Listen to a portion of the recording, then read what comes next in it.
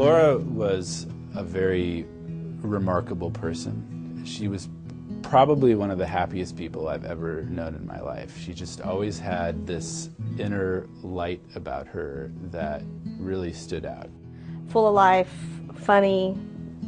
You could tell she was a happy person. I first met Laura when she came over for Easter dinner, and I was out in the backyard playing with my nephews. And when I just met eyes with her, it's like somebody hit me on the head saying, "This is the woman I have for you." Me and Laura got married December 3rd, 1994. I was what they call a minor tunnel rat. In 1999, I was at work and the truck rolled down and hit me in the back and fractured my back and went through a lot of surgeries, and they said I would never walk again. Laura was there the whole way.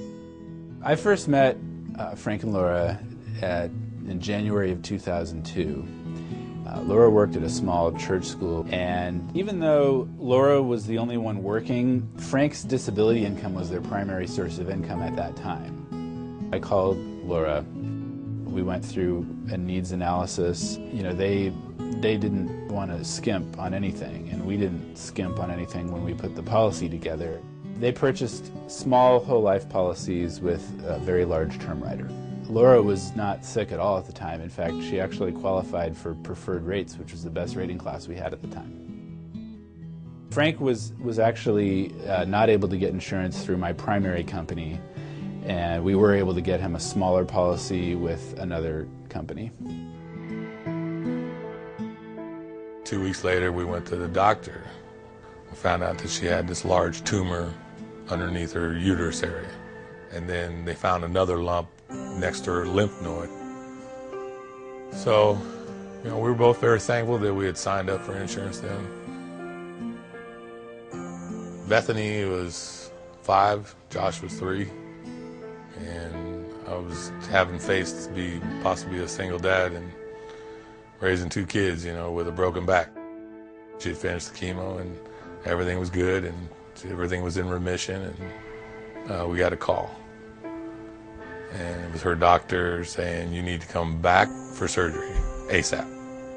After the surgery and everything, and they told her, you probably got about a year and a half at the most to live. Laura passed away on October 7th, 2007. When somebody passes away, especially at a young age like Laura did, it's emotionally devastating, of course, but because of the planning that they did, it's taken a tragedy and really turned something beautiful out of it. One of the riders that we put in place was the living benefits rider. The living benefit rider allowed them to access part of Laura's death benefit while she was still alive, and that enabled them to purchase this beautiful property in Missouri, which ended up being where Laura spent the last 2 years of her life.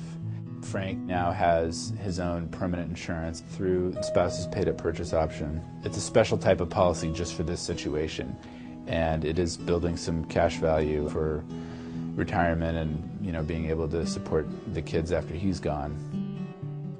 Frank is able to pretty much be a full-time dad. He's really able to focus on the kids. I think that the kids and Frank, they're going to be just fine. They're going to have her with them forever. They're the strongest kids I've ever seen, and that's Laura's strength. She prepared them well.